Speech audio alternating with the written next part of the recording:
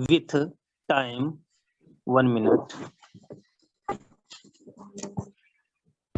ये lesson plan है, आगे चल के लेसन प्लान, डेमोन्स्ट्रेशन प्लान, ये सभी बताने हैं।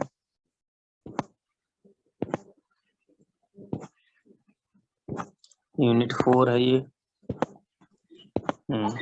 चलिए ओके। हाँ, तो ये बता रहे थे हम ब्रेकअप ऑफ सिलेबस, ठीक है। तो यहाँ से स्टार्ट करते हैं। ये टॉपिक था लास्ट छूट रहा था। तो ब्रेकअप ऑफ सिलेबस, सिलेबस को क्या करते हैं, जो सिलेबस है हमारा उसको हम छोटे छोटे भागों में डिवाइड कर लेते हैं, ठीक है। छोटे छोटे भागों में डिवाइड कर लिया जाता है, चैप्टर वाइज, यूनिट वाइज, और उसके बाद टॉपिक वाइज, कि इस सिलेबस में कौन कौन से टॉपिक रहेंगे, ठीक है। तो पाठ्यक्रम का जो विभाजन है ये बहुत महत्वपूर्ण है। कोई भी काम होता है अगर छोटे छोटे भागों में डिवाइड कर लेते हैं तो आसानी से बड़े से बड़े चैप्टर को कंप्लीट किया जा सकता है। तो इसके द्वारा हमें यह ज्ञात होता है कि किसी व्यवसाय का कोई भी ट्रेड है, उसका जो पाठ्यक्रम है, सिलेबस है, किस प्रकार निश्चित किया जाता है, ठीक है। और जो सिलेबस है उसका जो विभाजन करेंगे, ब्रेकअप करेंगे, छोटे छोटे टॉपिक्स में डिवाइड करेंगे, किन बातों पर हमें ध्यान देने की जरूरत है, तो ये इंपॉर्टेंट है। नेक्स्ट आगे, तो इस पे जो ध्यान देना है वो देना है 1 मिनट।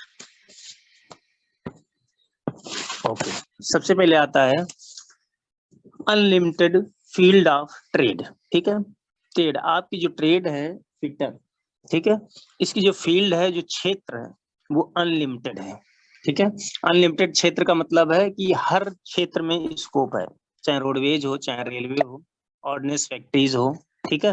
तो ट्रेड इन्वेंट्री जो है, जो अनलिमिटेड फील्ड ट्रेड है, फिटर का जो स्कोप है वो लगभग सभी इंडस्ट्री में, सारी कंपनियों में, हर जगह इस ट्रेड का, फिटर ट्रेड का अनलिमिटेड, ठीक है, असीमित क्षेत्र है और हर जगह इसकी मांग है, ठीक है, वैकेंसी भी निकलती है हर जगह से।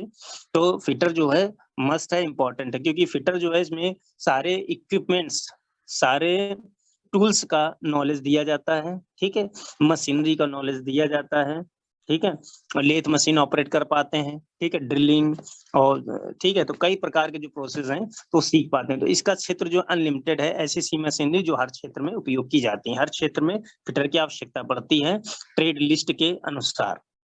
इसी को अगर हम डिवाइड करते हैं तो हम क्या करते हैं, लिमिटेड फील्ड ऑफ ट्रेड। अगर हम इसे सिलेबस में समेट दें कि हमें केवल इतना सिलेबस लेना है, इतना पार्ट्स पढ़ाना है, तो इसका क्षेत्र क्या हो जाता है, सीमित हो जाता है। नमस्कार। तो जो ट्रेड है आपकी फिटर, उसका क्षेत्र सीमित हो जाता है। सिलेबस बनाया गया है आपकी, क्योंकि आपकी जो ट्रेड है उसका विस्तार बहुत बड़ा था और बहुत इतनी चीजें सिखानी है, इतने एक्सपेरिमेंट्स होने हैं, इतनी थ्योरीज हैं, इतने टॉपिक्स हैं, इतने चैप्टर्स सब पढ़ाने तो संभव नहीं। तो हर एक चीज एक समय सीमा है, तो हम क्या करते हैं, अकॉर्डिंग टू सिलेबस के अनुसार उस पूरे क्षेत्र को छोटा कर देते हैं, ठीक है, विभाजित कर देते हैं छोटे छोटे भागों में। तो अकॉर्डिंग टू सिलेबस के अनुसार, CITS सिलेबस के अनुसार आपको जितना पढ़ना है, केवल आपके क्षेत्र को, आपके ट्रेड को सीमित कर दिया गया है कि ये टॉपिक आपके लिए निर्धारित किए गए। तो इससे क्षेत्र को क्या किया गया है, सिलेबस के अकॉर्डिंग सीमित कर दिया गया है। अब इसमें जो होता है, जो आपके सिलेबस है उसके अंदर मेजर डिवीजन क्या है, मेन चीज क्या है, मेन बात क्या है, किस भागों में डिवाइड किए जाते हैं सिलेबस। तो पहला होता है नॉलेज, पहला होता है नॉलेज, ठीक है। नॉलेज हमने बताया था क्या है, फिर से एक बार रिवीजन कर लेते हैं जब दोबारा आ गया है नॉलेज तो ये है नॉलेज। तो नॉलेज हम किसे कहते हैं, to know by head, to know यानी कि जानना, बाई हेड सर के थ्रू, अपने दिमाग से, माइंड के थ्रू, ठीक है। तो नॉलेज जो होता है तो माइंड के थ्रू हम गेन करते हैं, ठीक है, ज्ञान को, या पढ़ करके, किसी मूवी को देखकर, पिक्चर देख करके, आप फिगर्स देख करके, किसी प्रकार से आप नॉलेज को क्या करते हैं, अपने विचार, माइंड को प्रस्तुत करते हैं और माइंड से अपने नॉलेज को गेन करते हैं। और गेन करते हैं नॉलेज के अंतर्गत आपको क्या है, आपके ट्रेड को सीमित कर दिया गया है, मतलब फिटर को सीमित कर दिया गया है। कैसे, आपको फिटर में सीमित कर दिया गया है ट्रेड थ्योरी में, कि आपको ट्रेड थ्योरी पढ़नी है और उसमें भी चैप्टर निर्धारित किए गए हैं। इसके बाद ट्रेड कैलकुलेशन में निर्धारित कर दिया है, WCS में सिलेबस कम कर दिया है, ठीक है, जैसे केवल 18 चैप्टर्स हैं, ठीक है, 8 चैप्टर मैथ्स में हो गए, बाकी चैप्टर हमारे साइंस में हो गए। तो इसको क्या करते हैं, शॉर्ट कर देते हैं। इसी को बोलते हैं बड़ी ट्रेड को, बड़े क्षेत्र को लिमिटेड क्षेत्र में कन्वर्ट करना। ट्रेड ड्राइंग का अनुभव, ड्राइंग में चैप्टर्स सीमित किए गए हैं आपके लिए, ठीक है, सिलेबस सीमित किया गया है, क्या क्या पढ़ना है और क्या नहीं पढ़ना है, ठीक है, क्या आवश्यकता है क्या आवश्यकता नहीं। तो इस रूप से क्या करते हैं, जो नॉलेज होता है टू नो बाय हेड, तो आप अपने माइंड से विकसित करके नॉलेज को गेन करते हैं, चाहे वो नॉलेज ट्रेड थ्योरी का हो, चाहे वो वर्कशॉप कैलकुलेशन के लिए हो, चाहे इंजीनियरिंग ड्राइंग के लिए हो। तो ट्रेड जो है, तो आपके केवल ये ट्रेड लिए गए हैं और बाकी आपके ट्रेड को सीमित कर दिया है, और इसमें GK GS reasoning math, GK GS reasoning नहीं लिया गया है, ठीक है। तो इसे बोलते हैं, जबकि फिटर ट्रेड है तो अगर आपको सारे वर्कशॉप कैलकुलेशन के अंतर्गत लिस्ट काउंट निकालना, ठीक है, vernier caliper, least count 0.02 mm, इसी प्रकार से तुम्हारा लिस्ट काउंट होता है मैक्रोमीटर 0.01 mm, ठीक है। तो लिस्ट काउंट निकालना और प्रोसेस होते हैं तो रिटर्न, तो उसके अंदर क्या है, इन्होंने ट्रेड थ्योरी में फिक्स कर दिए हैं टूल्स इक्विपमेंट, ठीक है। इससे अपर हाई लेवल में पॉलिटेक्निक कुछ ऐसे इक्विपमेंट, ऐसे टूल्स जो इसमें सम्मिलित आपके ट्रेड में नहीं किए गए हैं, वो पॉलिटेक्निक में पढ़ाए जाते हैं, जो पॉलिटेक्निक में नहीं सम्मिलित किए गए वो बीटेक में पढ़ाए जाते हैं। इस तरह से शिक्षा का स्तर बढ़ता है। तो आपको सिलेबस, अकॉर्डिंग टू सिलेबस आपके क्षेत्र को सीमित कर दिया गया है कि आपको ट्रेड थ्योरी में केवल ये चैप्टर पढ़ने हैं, वर्कशॉप कैलकुलेशन में इतना पढ़ना है, कोर्स पूरा करना है इतने टाइम टू टाइम ड्यूरेशन के अंदर, और इंजीनियरिंग ड्राइंग में भी सीमित कर दिया गया है, ठीक है। तो इस प्रकार से अकॉर्डिंग टू सिलेबस आपके कोर्स को सीमित किया जाता है, according to 1 year training, 2 year training, जिस हिसाब से ट्रेनिंग होती है। दूसरा नंबर आता है इसमें, तो पहला तो ये नॉलेज हो गया, टू नो बाय हेड। दूसरा आता है स्किल, ठीक है, स्किल। तो स्किल क्या है, स्किल होता है टू डू, यानी कि करना, बाय हैंड। अब आप अपने हाथों से जो प्रैक्टिकल्स करते हैं, ठीक है, तो ये है डूइंग स्किल, ठीक है, स्किलफुल बनाने के लिए, जैसे एनएसटीआई लिखा जाता है, नेशनल स्किल डेवलपमेंट, ठीक है। तो क्या होता है, खासकर जो एनएसटीआई ट्रेनिंग बनाया गया है प्रैक्टिकल के लिए ही बनाया गया है, ठीक है। अधिकतर प्रैक्टिकल को प्राथमिकता दी जाती है, प्रैक्टिकल के लिए ही है। ऐसी ऐसी मशीनें उपलब्ध हैं जो आपको और दूसरी आईटीआई में नहीं मिलती, तो ये विशेष अवसर होता है आपके पास ऐसी ऐसी मशीनरी वर्क करने का, प्रैक्टिकल करने का, जो आप फिर कभी शायद ना कर पाए। तो इसलिए क्या होता है, और जबकि आप जब किसी चीज को प्रैक्टिकल करेंगे, कोई प्रैक्टिकल करेंगे, माइक्रोमीटर हो चाहे वर्नियर कैलिपर हो, तो उससे पहले आपको थ्योरी ज्ञान होना चाहिए। इसलिए प्रैक्टिकल से पहले आपको थ्योरी पढ़ाई जाती है, ट्रेड थ्योरी पढ़ाई जाती है, ठीक है। तो ये जो डूइंग स्किल है, तो ये स्किल जो होता है टू डू बाय हेड, ठीक है, हैंड। तो हैंड के द्वारा आप स्किल को, अपने हाथों का प्रयोग करके आप स्किल को सीखते हैं, प्रैक्टिकल्स को सीखते हैं। ऐसे तीसरा डिवाइड कर देते हैं ये बीइंग में, प्रवृत्तियां, विशेषताएं, आदतें, एटीट्यूड, ठीक है। तो तीसरा होता है एटीट्यूड, पहला होता है knowledge, major division knowledge, skill और फिर एटीट्यूड, ठीक है। तो एटीट्यूड क्या होता है, एटीट्यूड को बताते हैं अभी, 1 मिनट। हाँ, तो एटीट्यूड के अंतर्गत आएगा ए बराबर पी अपान के प्लस यस। एटीट्यूड, एटीट्यूड ए बराबर पी अपान के प्लस एस, ठीक है। तो पी से हो गया परफॉर्मेंस, के से हो गया नॉलेज और एस से हो गया स्किल, ठीक है। तो एटीट्यूड बराबर होता है पी अपान के प्लस एस, तो हो गया एटीट्यूड बराबर परफॉर्मेंस बटे नॉलेज प्लस स्किल, तो ये एटीट्यूड है। तो ये फार्मूला बहुत इंपॉर्टेंट है, और इसमें आप क्या कर सकते हैं, इसी प्रकार से आप, तो ये जो मेजर डिवीजन करते हैं, डिवाइड करते हैं अकॉर्डिंग टू सिलेबस ट्रेड को, आपकी ट्रेड को, फिटर को, तो आप ये नॉलेज, स्किल, एटीट्यूड में, इसी प्रकार से हर ट्रेडों को अकॉर्डिंग टू सिलेबस इसी में डिवाइड किया जाता है। चाहे कोई भी ट्रेड हो, सबके लिए नॉलेज, स्किल, एटीट्यूड मस्ट है, ठीक है। और नॉलेज के अंतर्गत सभी के लिए ट्रेड थ्योरी, अपने ट्रेड की trade theory, workshop calculation, engineering drawings, ये सीमित कर दिए जाते हैं। नेक्स्ट आगे चलते हैं। आगे आता है इसके बाद, तो जब किसी विशिष्ट व्यवसाय जो होता है, आपकी ट्रेड होती है, उसका पाठ्यक्रम जब सिलेबस निर्धारित करते हैं, ठीक है। तो ये प्रशिक्षण का एक चक्र होता है, ठीक है, प्रोसेस होता है, ठीक है। तो हम क्या करते हैं, इसे सीमित सूची बना लेते हैं, जैसे इंडेक्स बना लिया है, निर्धारित चैप्टर कर दिए गए हैं तो सूची बना ली जाती है। इसमें अभी जो हमने पढ़ा है उसी को हम हिंदी में देख लेते हैं। हाँ, नॉलेज, ज्ञान। ज्ञान क्या है? ट्रेड से संबंधित आपको नॉलेज होना चाहिए, ठीक है। नॉलेज के अंतर्गत क्या है? गणित का ज्ञान हो, चाहे ट्रेड थ्योरी का नॉलेज हो, चाहे इंजीनियरिंग का जो सब्जेक्ट रिलेटेड है उसकी सूची तैयार की जाती है। तो नॉलेज तीनों विषयों में आपके जो सब्जेक्ट है उन सब में आपको नॉलेज, अच्छा नॉलेज होना चाहिए। दूसरा कृति। कृति मतलब होता है कर्म, ठीक, कर्म मतलब प्रैक्टिकल, ठीक है। तो आपको प्रैक्टिकल करना है, ठीक है। तो प्रैक्टिकल करने में क्या है?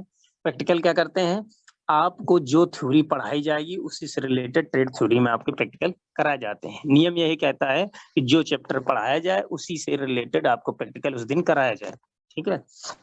तो डूइंग आप स्किल, स्किल प्राप्त करते हैं बाई। नेक्स्ट आगे तीसरा तत्व, एलिमेंट, ठीक है। 1 मिनट। हाँ, तो नेक्स्ट आगे चलिए। तो हम बता रहे थे तत्व, एलिमेंट्स, ठीक है। तो लास्ट में तत्व जो होता है, एलिमेंट्स, इसी को एप्टीट्यूड बोलते हैं, प्रवृत्तियां। तो तत्वों से संबंधित ऐसी विशेषताएं होती हैं, हमने बताया विशेषताएं होती हैं जो क्या करते हैं, पाठ्यक्रम पूरा करने के लिए विद्यार्थियों के में होना आवश्यक है। तो ये जो चीजें हैं, अगर किसी सिलेबस को पूरा करना है तो ये 3 मेजर डिवीजन है जो एक स्टूडेंट्स, एक ट्रेनीज के अंदर होना चाहिए, ठीक है। एटीट्यूड, अच्छी आदतें, स्किल्स, प्रैक्टिकल का ज्ञान और नॉलेज, तो ये मस्ट है। तो ये एक ट्रेनीज में, एक सीखने वाले ट्रेनीज के अंदर मस्ट है कि ये आपके अंदर नॉलेज होना चाहिए। नेक्स्ट आगे चलते हैं। आज देखते हैं एमसीक्यू, समय मिलेगा तो एमसीक्यू भी करना है, इस चैप्टर के सारे एमसीक्यू बताए जाएंगे। तो आता है सबसे पहले इसमें शेड्यूल, ठीक है। Schedule of instruction with time duration, मतलब इनका कहना है जो शेड्यूल बनाया जाता है, पढ़ाई का शेड्यूल, और आपके लिए जो ऑनलाइन क्लासें चल रही हैं इसका भी एक शेड्यूल निर्धारित कर दिया गया है कि कब तक क्लासें चलेंगी, ठीक है। किस हिसाब से क्लासें चलेंगी, कब तक, कौन से समय पर कौन सा सब्जेक्ट पढ़ाया जाएगा, तो हर एक चीज का एक शेड्यूल निर्धारित किया जाता है और उसे हमें क्या करना है, एक टाइम पीरियड के अंदर कंप्लीट करना होता है। और एक टाइम समय के बाद फिर आपका इवेल्युएशन होता है, मूल्यांकन होता है, यानी कि एग्जाम होता है, परीक्षा होती है, ठीक है। तो शेड्यूल में क्या व्यवसाय, प्रशिक्षण पाठ्यक्रमों के अंतर्गत कक्षा में क्या होता है, कार्य के साथ साथ क्या होता है, कार्यशाला यानी कि वर्कशॉप में आपको टूल्स, इक्विपमेंट, सामग्री यानी कि टीचिंग एड्स, ये सारी सुविधाएं प्राप्त होती हैं, ठीक है। वर्कशॉप में आपको टूल्स मिलते हैं प्रैक्टिकल के लिए, औजार मिलते हैं, इक्विपमेंट मिलते हैं और सामग्री मिलती है। इससे आपको सुविधाएं ये प्राप्त की जाती हैं, ठीक है। इसके बाद क्या है, जो गतिविधियां, एक्टिविटीज होती हैं, जो मुख्य बात है वो है समय सारणी बनाते हुए इन बातों पर ध्यान देते। पहला, प्रत्यक्ष प्रशिक्षण की अवधि, ठीक है। आपका जो क्या है प्रशिक्षण हो रहा है, ठीक है, तो उसकी अवधि कितनी निर्धारित की गई है, ठीक है। प्रत्यक्ष मतलब होता है डायरेक्ट, सामने, ठीक है। एक होता है अप्रत्यक्ष, ठीक है, इनडायरेक्ट, ठीक है। तो हम क्या करते हैं कि डायरेक्ट और इनडायरेक्ट, मतलब अगर हम कोई बात फेस टू फेस बात कर रहे हैं, आपस में टू वे कम्युनिकेशन हो रहा है तो ये डायरेक्ट है, ठीक है। और जब हम किसी चीज को बीच में माध्यम बना देते हैं तो माध्यम के थ्रू जब वो आपकी बात पहुंचती है तो वो इनडायरेक्ट हो जाती है, ठीक है। तो ये इसका एक क्या करते हैं, टाइम पीरियड, हर एक समय अवधि है, ठीक है। आपके सिलेबस को पूरा करने के लिए समय अवधि है, आपके चैप्टर को पूरा करने की समय अवधि है, आपके एग्जाम के समय, तो हर एक को चीजों क्या किया है कि टाइम ड्यूरेशन के अंदर शेड्यूल बनाए जाते हैं और कोर्स निर्धारित किया जाता है कि इतने समय के अंदर ये काम पूरा होना चाहिए। प्रत्येक विषय के लिए आवश्यक अवधि, हर सब्जेक्ट के लिए अलग अलग अवधि दी गई है कि 40 मिनट का ऑनलाइन क्लास होगा, 1 घंटे का क्लास होगा, ठीक है। प्रैक्टिकल टाइमिंग, तो हर एक जो है टाइमिंग मस्ट है। आप हैं कोई खेल खेलते हैं या आप किसी गेम से पार्टिसिपेट करते हैं, ठीक है। पार्टिसिपेट आपने किया, आपको दौड़ 5 मिनट में पूरी करनी है, ठीक। आपने दौड़ तो पूरी की लेकिन 5 मिनट से ज्यादा हो गया तो आपका दौड़ना व्यर्थ है, ठीक है। तो टाइम का विशेष महत्व है। आपको प्रैक्टिकल करने के लिए आधा घंटा दिया गया है, कोई जॉब बना के इतना देना है, आपका जॉब तो बन गया लेकिन वो आधा घंटे में नहीं बना, उससे ज्यादा में बना तो व्यर्थ हो जाता है। तो एक जो टाइम पीरियड है उस टाइम पीरियड के अंदर समय को बहुमूल्य समझे और टाइम पीरियड के अंदर आपको प्रैक्टिकल करना होता है। उस टाइम पीरियड के अंदर एग्जाम जब होता है आपका तो एक समय निर्धारित होता है, आपका पेपर चाहे सॉल्व हो चाहे ना हो, उस टाइम के अंदर आपसे पेपर ले लिया जाता है। तो हर एक चीज के लिए एक टाइम है, ठीक है, आपके शिक्षण संस्थान ओपन होने का टाइम है, क्लोज होने का टाइम है, विषय पूरा कराने का टाइम, तो हर एक चीज के लिए एक समय निर्धारित किया और उस समय के अंदर, अवधि के अंदर आपको प्रिपेयर करना है, तैयारी करनी है। ठीक है, उस समय को आपको फॉलो करना है, इसी को बोलते हैं अनुशासन, डिसिप्लिन। ठीक है, अगर कुछ भी कार्य करते हैं उस समय के अंदर आप पूरा नहीं करते हैं तो आपका वो कार्य व्यर्थ हो जाता है। ठीक है, अगर आप कुछ भी करते हैं व्यर्थ हो जाता है तो आपको समय बहुमूल्य समझना है। ठीक है, तो टाइम पीरियड हो गए आपके निर्धारित। इसके बाद क्या होता है, जो प्रत्यक्ष प्रशिक्षण अवधि थी उसके अंदर क्या होता है, जो पाठ्यक्रम होता है प्रशिक्षण अवधि वो होती है 52 सप्ताह की। ठीक है, यानी कि 1 साल की ट्रेनिंग है आपकी। ठीक है, 52 सप्ताह 1 साल की ट्रेनिंग है। तो इसमें क्या होता है, इन ट्रेनिंगों को जो 1 साल 52 सप्ताह है इनको और छोटे छोटे सप्ताह में हम लोग डिवाइड कर लेते हैं। ठीक है, पूरा स्टार्टिंग से ट्रेनिंग पीरियड से। तो सबसे पहले वास्तविक प्रशिक्षण क्या है, तो प्रत्यक्ष क्या था, डायरेक्ट क्या था, डायरेक्ट है कि आपको बता दिया गया सीधे कि आपकी 1 साल की ट्रेनिंग है, 52 सप्ताह की आपकी ट्रेनिंग है। तो ये हो गया प्रत्यक्ष प्रशिक्षण, आपको पहले से बता दिया गया। दूसरा है वास्तविक प्रशिक्षण अवधि। तो वास्तविक क्या होती है, उनको छोटे छोटे भागों में डिवाइड करना। वो 52 सप्ताह हम कैसे डिवाइड करेंगे, तो उसको डिवाइड करना सबसे पहले नंबर 1 प्रवेश की अवधि। ठीक है, आप एंट्री ले रहे हैं, आपने एडमिशन लिया है, कोई चीज पढ़ना स्टार्ट किया, आपको क्या आता है उसके लिए सिर्फ 2 हफ्ते का टाइम दिया जाएगा प्रवेश के लिए। ठीक है, एग्जाम देने के लिए, तैयारी के लिए तो एक समय निर्धारित किया जाएगा, समय पूरा होने पर एग्जाम होगा। अंतिम परीक्षा की अवधि, परीक्षा अंतिम अगर परीक्षा अवधि है तो वो भी सिर्फ 2 हफ्ता के लिए आपको टाइम दिया जाएगा, 2 वीक। ठीक है, 14 डेज ओनली। जैसे मासिक परीक्षा होगी, ठीक है, मंथली जो परीक्षा होगी उसके लिए 2 वीक तैयारी के लिए दिया जाएगा टाइम। इस प्रकार से जो 52 सप्ताह जो साल भर की ट्रेनिंग है उसको धीरे धीरे डिवाइड करते हैं। उसमें से अवकाश के लिए 6 सप्ताह तो अवकाश में निकल जाते हैं। तो आप देख पा रहे हैं जो वास्तविक प्रशिक्षण आपकी ट्रेनिंग कितनी होती है, वास्तविक ट्रेनिंग जो है वो क्या है, छुट्टियां, सारी छुट्टियां, त्योहारों को हटा करके, फेस्टिवल्स हटा दो, छुट्टियां संडे हटा दो, सारी हटा करके आपकी जो ट्रेनिंग्स होती है वो केवल 40 सप्ताह की होती है। ठीक है, बाकी सब छुट्टियों में इधर उधर वो डिवाइड कर देते हैं, तो इस हिसाब से हो जाता है। ठीक है, तो किस टाइम, तो 2-2 हफ्ते के लिए टाइम पीरियड आपको मिलता है। आप देख पा रहे हैं कैलकुलेशन दे रखा है। नेक्स्ट आगे, प्रत्येक विषय के लिए आवश्यक अवधि। हाँ बिल्कुल सही। क्या करते हैं, कोई भी पाठ्यक्रम है, विश्लेषण है, इसको कोई भी पाठ्यक्रम है निर्धारित करना है, पूरा कंप्लीट करना है, तो कंप्लीट करने के लिए हर एक चीज का एक समय है। स्टार्ट करने का समय है, और फिर विषय कब पढ़ाई बंद हो जाएगी इसका भी एक समय है, कब एग्जाम होंगे इसका भी एक समय है, और कितने टाइम पीरियड के अंदर अंदर आपका एग्जाम हो जाना चाहिए इसका एक समय है, और किस टाइम पीरियड के अंदर अंदर आपका रिजल्ट आ जाए तो इसका भी एक समय। तो हर एक चीज का इन्होंने बारीकी से समय निर्धारित किया जाता है और फिर उस नियम का पालन किया जाता है। ठीक है, तो कुछ व्यवसाय में क्या होता है, अंतराल में कुछ व्यवसाय होते हैं 2 वर्ष के होते हैं, है ना, कुछ व्यवसाय होते हैं 1 वर्ष के होते हैं, तो उस हिसाब से वो अपने वर्षों को, ठीक है, जैसे 2 वर्ष है तो उसमें क्या है 104 सप्ताह हो जाएंगे। और इस प्रकार हम क्या करते हैं, पूरा प्रशिक्षण विभाजित कर लेते हैं। ठीक है, तो 2 साल के जो कोर्स हैं वो 104 सप्ताह के हो गए, जो 1 साल कोर्स है 52 सप्ताह होगा, फिर उनको सप्ताहों को डिवाइड कर लेते जैसे आप ऊपर देख चुके हैं। उसी प्रकार से आगे समय सारणी बनाने की विधि। ठीक है, जो टाइम टेबल बनाया जाता है उसका मेथड क्या है। ठीक है, अभी तो हम क्या करते हैं, रफली टाइम टेबल बना, अपने हिसाब से बना दिया, संडे मंडे ट्यूसडे ये पढ़ेंगे, लेकिन इसका भी एक प्रोसेस है, एक तरीका है, और ये तरीका स्टैंडर्ड तरीका माना जाता है जो संस्थानों में, प्रशिक्षण संस्थानों में, स्कूलों में लागू होता है। एक नियम है, एक तरीका होता है। ठीक है, जैसे कि कोई भी आदेश पारित होता है तो क्या होता है, प्रशिक्षण संस्थान जो है उसके पैड पर, ठीक है, मोहर लगी होती है, संस्थान का नाम, तो उस पर ही पारित की जाती है। ठीक है, उसी प्रकार से हर एक टाइम टेबल का एक शेड्यूल है, सभी देख करके ओके करके पारित करते हैं। नेक्स्ट आगे 1 नंबर आज देखेंगे एमसीक्यू, अगर टाइम होगा तो एमसीक्यू बताएंगे आज, एमसीक्यू भी बताना है इसमें। समय सारणी 1 सप्ताह के लिए बनाई जाती है। ठीक है, वीकली 1 सप्ताह के कुल घंटों को प्रत्येक विषयों में जोड़ कर बांटा जाता है। ठीक है, वीकली बनाया जाता है, सप्ताह तो सप्ताह, ठीक है, वीकली रहता है। तो वीकली में क्या रहता है कि ऐसा होता है कि एक वीक में देखा जाता है कि कितना सिलेबस पूरा हुआ। ठीक है, 1 वीक में हमने आपको कितना पढ़ा दिया है, 2 यूनिट पढ़ा दिए हैं या 1 यूनिट पढ़ा दिए, 3 यूनिट पढ़ा दिए है, उसके अंदर टॉपिक्स कितने पढ़ा दिए हैं। तो इस प्रकार से वीकली के अनुसार देखा जाता है। फिर वीकली देखते हैं इतना खत्म हुआ, नेक्स्ट वीक इतना कोर्स खत्म हुआ, अगले वीक इतना, तो फिर उसके बाद वीकली के बाद मंथली देखते हैं, एक मंथ में कितना कोर्स पूरा हुआ। ठीक, उससे हम निर्धारण करते हैं कि कोर्स हमारा सही चल रहा है आगे चल रहा है या पीछे चल रहा है, हम कोर्स पूरा कर पा रहे हैं, समय को हम फॉलो कर पा रहे हैं according to time table, according to CITS syllabus के अनुसार कंप्लीट कर पा रहे हैं कोर्स को कि नहीं कर पा रहे हैं। दूसरा, सप्ताह के समय संख्या को ध्यान में रखकर यदि आवश्यक घंटों की संख्या विषय आती है तो इसे बराबर वितरित करते हैं। हम क्या करते हैं, ट्रेड थ्योरी है, ठीक है, तो पार्टिकुलर क्या करते हैं, सभी को बराबर बराबर टाइमिंग हर सब्जेक्ट को दी जाती है। ट्रेड थ्योरी हो, वर्कशॉप कैलकुलेशन हो, चाहे इंजीनियरिंग ड्राइंग हो, उसी हिसाब से हम समय को निर्धारित करते हैं, ठीक है। ये मैनेजमेंट का काम होता है, ठीक है, ये ऑफिस का काम होता है।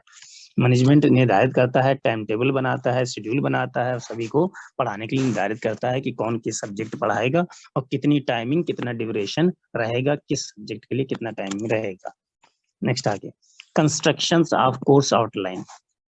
कोर्स जो होता है हमारा, तो जो सिलेबस है, कोर्स जो है, तो कोर्स जो निर्धारित होता है उसमें ये बात की जाती है कि जो आउटलाइन सिलेबस है, कोर्स आउटलाइन, इसमें मतलब निर्धारित करते हैं कि किन विद्यार्थियों को पढ़ाना है और क्या क्या पढ़ाना है और कहाँ कहाँ से स्टार्टिंग करनी है। कंस्ट्रक्शन मतलब निर्माण करना, कोर्स आउटलाइन जो इंपॉर्टेंस पॉइंट होते हैं उसके नीचे अंडरलाइन किया जाता है और एक विषय सूची तैयार की जाती है, ठीक है, सूची शीर्षकों की सूची उपलब्ध होती है, ठीक है।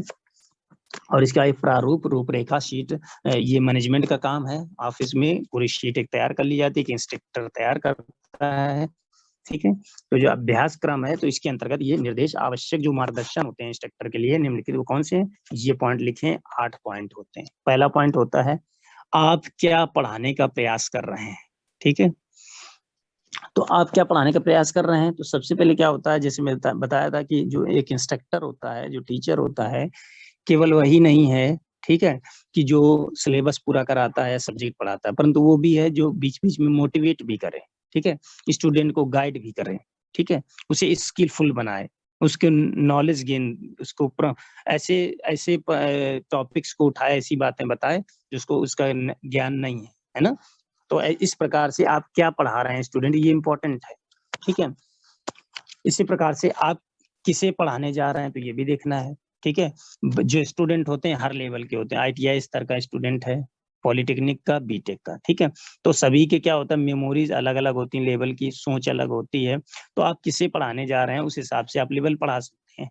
अब आप ITI करके आए हैं, आप NSTI में पढ़ रहे हैं, ठीक है, तो इसमें क्या है, आपको बीटेक का नहीं पढ़ाया जाएगा कुछ, या पॉलिटेक्निक नहीं पढ़ाया जाएगा, परंतु क्या पढ़ाना है, तो ये अकॉर्डिंग टू CITS सिलेबस द्वारा निर्धारित किया जाता है। ITI के बच्चों को पढ़ाना है, उस हिसाब से स्तर बनाया जाएगा, शिक्षा का, पढ़ाई का चैप्टर्स निर्धारित किए जाएंगे, किसे पढ़ाने जा रहे हैं, ठीक है, योग्यता के अनुसार, और किस परिणाम की अपेक्षा रखकर आप पढ़ाने जा रहे हैं, ठीक है। तो हम क्या करते हैं, फ्यूचर स्किलफुल बनाने के लिए क्या करते हैं, विद्यार्थियों को नॉलेज गेन कराया जाता है। आगे देख रहे हैं, आप किस साधन का प्रयोग करना चाहते हैं, तो साधन क्या होता है, साधन में तुम्हारे आ जाते हैं बोर्ड्स, ठीक है, बोर्ड है और डस्टर है, चौक है, मार्कर है, तो जो सामग्री होती है, टीचिंग एड्स होती हैं, उन सब का प्रयोग किया जाता है, ठीक है। अब आप कौन सी पद्धति अपनाने जा रहे हैं, तो अब पद्धति जो होती है तो सेमेस्टर वाइज है, ठीक है, सेमेस्टर वाइज है, ईयरली वाइज है, ठीक है, या मॉड्यूल सिस्टम अप्लाई होता है। तो जैसा कि आपका है ईयरली एग्जाम, तो साल में एक बार एग्जाम होता है, ईयरली है, ठीक है, ईयरली प्रोसेस अपनाया जाता है पद्धति में।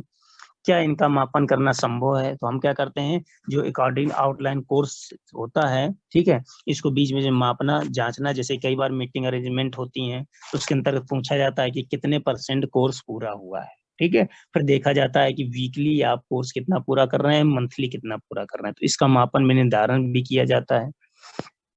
और इसका जवाब आपको इंस्ट्रक्टर्स को बाकायदा प्रोफार्मा बना के, शेड्यूल बना के देना होता है कि इतना कोर्स पूरा हुआ है, ये टॉपिक पूरे हुए हैं और इतने चैप्टर पूरे हुए हैं, ठीक है, कितना शेष बाकी रह गया है और कितने समय में ये पूरा हो जाएगा। नेक्स्ट 7 पॉइंट, आपके विद्यार्थियों का प्रारंभिक और अंतिम स्तर क्या है, तो आपके जो स्टूडेंट्स हैं, आपके जो ट्रेनीज हैं, एक इंस्ट्रक्टर आप जब बनेंगे तो आपके जो ट्रेनीज होंगे, तो आपको उनका स्तर पता होना चाहिए, ठीक है, सभी का बराबर लेकर के चलना है और सभी को क्या करना है, सिंपल टू कॉम्प्लेक्स, ठीक है, तो पहले स्टार्टिंग से, प्रारंभ से उन्हें सिखाना है और सभी को बेसिक से सिखाना होता है, ठीक है। फिर लास्ट पॉइंट उसे क्या पढ़ाना है, तो लास्ट में जैसे आप सीखेंगे आपको पीओटी में प्रैक्टिकल्स कराए जाते हैं। जो लास्ट का टॉपिक है एनएसटीआई में कुछ ऐसे कार्य हैं, ठीक है, आपके फ्यूचर आपके एग्जाम से पहले, जैसे टेस्ट इवेल्युएशन टेस्ट निर्धारित करना, है ना, आपके मंथली या 3 मंथ्स में एग्जाम करा लेना, ठीक है, इवेल्युएशन करना, इंटरनल सेशनल चढ़ाना, तो ये सब जो है, तो ये सारे स्तर होते हैं, ठीक है, विद्यार्थी के लेवल को देखा जाता है, ठीक है। आपका अंतिम लक्ष्य क्या है, जो अंतिम गोल लक्ष्य क्या होता है, सफलता, सक्सेस, ठीक है, आप एग्जाम में अच्छा परफॉर्मेंस कर सकें, ठीक है। कोर्स को आपने कोर्स पूरा कंप्लीट कर लिया है, आपने कोर्स को विधिवत तरीके से पूरा किया हुआ है और फिर उसका प्रमाण दिया जाता है, आप एग्जाम में अपने मूल्यांकन को निर्धारित करते हैं और फिर उससे उससे गणना की जाती है, ठीक है। तो ये आपकी परफॉर्मेंस से डिपेंड करता है। अभ्यास जो होता है और ओरिएंटेशन, अनुकूलन, ठीक है। अनुकूलन क्या होता है, इसमें क्या होता है, अनुकूलन में होता है कि जो इंस्ट्रक्टर है और ट्रेनीज है, इनका समूह परिचय होता है। हर एक इंस्ट्रक्टर एक ट्रेनीज के बारे में जानता है, ठीक है, ट्रेनीज इंस्ट्रक्टर के बारे में जानते हैं। 2 वे कम्युनिकेशन होता है। जो सिलेबस होता है, तो अनुदेशक अपने विद्यार्थियों से जो सिलेबस होता है या जो सब्जेक्ट के पॉइंट्स हैं, ठीक है, ये प्रशिक्षण की अवधि है, ठीक है, अनुशासन है, डिसिप्लिन होता है, तो ये जो सारी सुविधाएं हैं, ठीक है, जो जानकारियां हैं, वो आपको पहले से ही मिल जाती हैं। इंस्ट्रक्टर अनुदेशक आता है आपकी क्लास में, आपको बताता है कि आपका समय टाइम पीरियड इतना है, ठीक है, इतने इतने में कोर्स पूरा करना है, ठीक है, ये सब्जेक्ट रहेंगे। कई बार होता है ना, न्यू जब एडमिशन लेके आते हैं, आपको नहीं पता होता सर किताबें कौन सी चलेंगी, सर कितने साल का कोर्स है, एग्जाम कब होगा, तो ये सब जो नॉलेज होता है वो अनुकूलन ओरिएंटेशन के अंतर्गत, अनुकूलन के अंतर्गत ये सब आता है, ठीक है। 2 वे कम्युनिकेशन है, सेफ्टी सुरक्षा भी सिखाई जाती है इसके अंदर, विद्यार्थियों को जानकारी दी जाती है, ठीक है, अनुदेशक इंस्ट्रक्टर के द्वारा। दूसरा मेथड ऑफ इंस्ट्रक्शन, इंस्ट्रक्शन मतलब निर्देश, ठीक है, इंस्ट्रक्शन करना, निर्देश देना, ठीक है, उनको बातों को बताना, उनकी मेथड जो इंस्ट्रक्शन शिक्षण पद्धति है उसके बारे में विद्यार्थियों को बताना। तो उसमें क्या होता है, सबसे अधिक तो उपयुक्त रहता है शिक्षण पद्धति। एमसीक्यू देखते हैं, टाइम बचेगा तो अभी एमसीक्यू भी होंगे इसमें। पहला, विद्यार्थियों के समूह की आवश्यकताएं क्या है, ठीक है, विद्यार्थी समूह केवल लड़के हैं या लड़कियां हैं या मिश्रित समूह, तो ये निर्धारित होता है, मेथड है कि आपको किस हिसाब से अरेंजमेंट करना है, ठीक है। एक क्लासरूम जो होता है उसमें क्या होता है, पहले तो निर्धारित होता है कि एक जो क्लासरूम है केवल बॉयज हैं या गर्ल्स हैं या बॉयज गर्ल्स सभी हैं, फिर उनका बैठने का अरेंजमेंट क्या है, ठीक है, किस हिसाब से उनको नॉलेज दिया जाता है। जैसे कई बार होता है प्रैक्टिकल्स होते हैं तो 5-5 10-10 के बैच बना दिए जाते हैं, ठीक है, सभी बैचेस डिवाइड किए जाते हैं बॉयज गर्ल्स में प्रैक्टिकल्स के लिए, ठीक है, तो उसी हिसाब से निर्धारण किया जाता है। तो मेथड जो इंस्ट्रक्शन होती है शिक्षा पद्धति उसको बनाने के लिए, सभी जो स्टूडेंट ट्रेनीज होते हैं उनका क्या है, जो मेंटली, मानसिक और बौद्धिक और सामाजिक स्तर क्या होता है, सबका अलग अलग होता है, सब अलग अलग फील्ड से निकल के आए हैं, अलग अलग क्षेत्र से, अलग अलग शहर से निकल के आए हैं, ठीक है, तो सभी को क्या है, एक ही स्तर से देखा जाता है और सभी को बराबर स्तर से ज्ञान दिया जाता है। इसके बाद नेक्स्ट आता है, अगर एक हाँ बस लास्ट जो है टॉपिक, इसके बाद हम पढ़ेंगे एमसीक्यू। नेक्स्ट, तो प्रशिक्षण की समाप्ति के बाद विद्यार्थी जो होते हैं 1 मिनट, 1 मिनट, आज एमसीक्यू देखते हैं, अगर एमसीक्यू हो जाते हैं तो आज यूनिट 3 के एमसीक्यू भी हम कंप्लीट कर लेंगे, नहीं तो फिर नेक्स्ट टर्न पर ही एमसीक्यू कंप्लीट हो पाएंगे next time. POT upload, 1 minute 1 minute upload कर देते हैं, ये पीडीएफ अपलोड कर रहे हैं, कहाँ गई पीडीएफ, हाँ बस लास्ट टॉपिक बचा है, इसके बाद एमसीक्यू देखते हैं। 1 मिनट, साइकोलॉजी, ये तो पहला चैप्टर था, sensation, behaviour, okay, motivation, 1 minute, स्मृति परसेंटेज,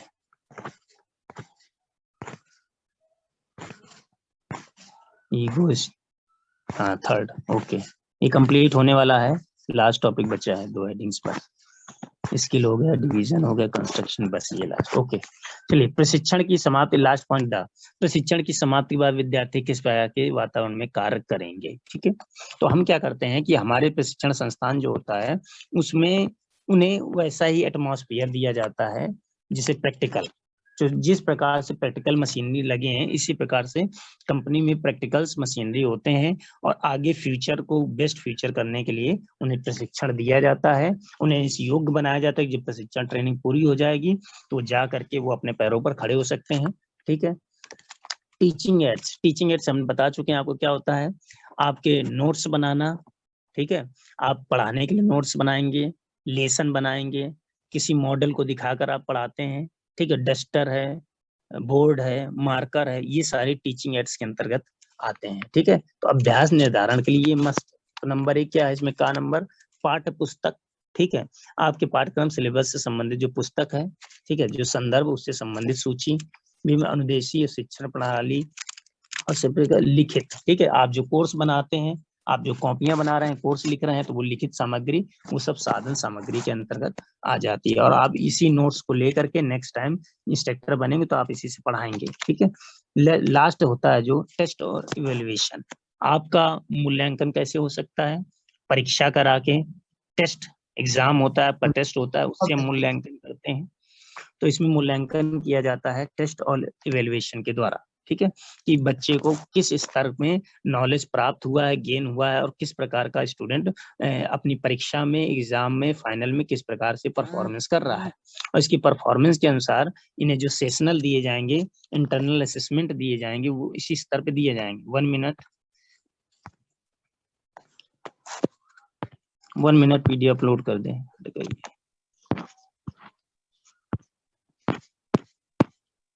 तो स्क्रीनशॉट ऐसे रखना जिसमें सभी के नाम हो, अटेंडेंस किसी का ना छूट ना पाए। ठीक है। अटेंडेंस सभी का, नाम सभी का होना चाहिए। अटेंडेंस ऐसा ना हो कि किसी की अटेंडेंस रह जाए, और उसी अटेंडेंस से स्क्रीनशॉट से देखकर प्रेजेंटी लगाई जाएगी। इसलिए अपना अटेंडेंस जरूर मस्ट रखें। और सब ये आपकी 80 डिग्री अटेंडेंस में, सॉरी 80% अटेंडेंस में आप लोगों को ऐड होगा, तभी आप एग्जाम दे पाएंगे। इसलिए अपनी अटेंडेंस को मस्ट करें। स्क्रीनशॉट में आपका नाम जरूर होना चाहिए अटेंडेंस के लिए, तभी प्रेजेंटी लगेगी। ओके, लास्ट टॉपिक है ये। Okay, evaluation, test evaluation. तो आप समझ गए होंगे कि जो टेस्ट इवैल्यूएशन है, जो अनुदेशक होता है, ठीक है, तो आपका कार्य प्रभावशाली है या नहीं, इसका मूल्यांकन करने के लिए सबसे अच्छा तरीका है, हम आपके बारे में, आपकी इंटरनल असेसमेंट देने के लिए, ठीक है, आपकी परफॉर्मेंस देखने के लिए, परखने के लिए सबसे बेस्ट तरीका है आपका एग्जाम में टेस्ट कराया जाए। टेस्ट एवेल्युएशन, मूल्यांकन किया, टेस्ट होता है, फिर उसके बाद में आपकी कॉपी चेक की जाती है, मूल्यांकन किया जाता है कि किस स्टूडेंट किस स्तर का है, किस लेवल का है, उसी अनुसार इंटरनल असेसमेंट भी दिए जाते हैं। ठीक है। तो सर इसके अंतर्गत आप देख रहे हैं। ठीक है। और सबसे ज्यादा इंपॉर्टेंट है, किसी भी प्रकार का अभ्यासक्रम अगर इतना विस्तार को आयोजित किया जाता है, अनुदेशक को अपने कार्य के लिए क्या करना पड़ता है, सफलता पूर्वक करना संभव होता है। अभ्यास निर्माण के लिए ये मेथड्स दे रखे हैं इन्होंने, मेथड्स देखते हैं, उसके बाद फिर एमसीक्यू बताते हैं। ठीक है। तो आप देख पा रहे हैं 1 से 12 तक दे रखे हैं। ठीक है। अपेक्षित विद्यार्थियों का समूह, ठीक है, ग्रुप बना दिया गया, आप जानते हैं खुद। ठीक है। ग्रुप्स बना दिए जाते हैं प्रैक्टिकल्स के लिए, 5-5, 10-10 के लिए। प्रशिक्षण कार्यक्रम की पूर्व अपेक्षाएं, ठीक है, प्रशिक्षण कार्यक्रम हो जाएगा तो इससे पहले क्या अपेक्षाएं हैं, हम क्या चाहते हैं, ये इंपॉर्टेंट है। कार्य का वर्णन, कि हम जो कार्य क्या किया है उसका निर्धारण किया जाता है। अभ्यास का उद्देश्य, अगर हम पढ़ रहे हैं तो उद्देश्य किस लिए कर रहे हैं, ठीक है, सफलता के लिए, नौकरी के लिए, सफल होने के लिए। ठीक है। इकाइयों का निर्धारण, जो यूनिट्स होते हैं, इकाइयों का निर्धारण किया जाता है इसमें। ठीक है। सभी बच्चों को अलग अलग स्तर के लेवल A, B, C इस लेवल पे मार्किंग दी जाती है, नंबर दिए जाते हैं उनके परफॉर्मेंस के। क्रम का निर्धारण करते हैं, एक रोल नंबर निर्धारित किया जाता है। ठीक है। विषय वस्तु सूची निर्धारित की जाती है, फिटर का अलग विषय रहेगा, इलेक्ट्रीशियन का अलग रहेगा, इस प्रकार से विषय सूची का निर्धारण भी करते हैं। पद्धति का चयन करते हैं, ठीक है, ईयरली रखेंगे, जैसे अगर ईयरली एग्जाम नहीं करा पाते हैं तो क्या करेंगे, सेमेस्टर स्टार्ट कर देंगे। ठीक है। पहले सेमेस्टर ही चलता है, सेमेस्टर सिस्टम चलता था, तो इसी पद्धति कौन सी निर्धारित कर रहे हैं, ये इंपॉर्टेंट है। निर्धारण उद्देश्य की पूर्ति के लिए और कार्य सफलता के लिए, और संशोधन करते हैं, सुधार करते हैं। अगर मूल्यांकन में सही नहीं है, टेस्ट इवेल्युएशन में स्टूडेंट अगर सही नहीं है तो क्या होता है, उसे अभी अपने टेस्ट में, मूल्यांकन में सुधार करने की जरूरत है और मेहनत करने की जरूरत है। तो परफॉर्मेंस जो होते हैं according to time table, according to समय के अनुसार, अकॉर्डिंग टू CITS सिलेबस के अनुसार होना चाहिए। ये आपका तीसरा चैप्टर खत्म हो गया है। अब स्टार्ट करेंगे MCQ। तो तीसरे के MCQ कर लेंगे, और MCQ के बाद फिर ठीक है, 1 मिनट MCQ।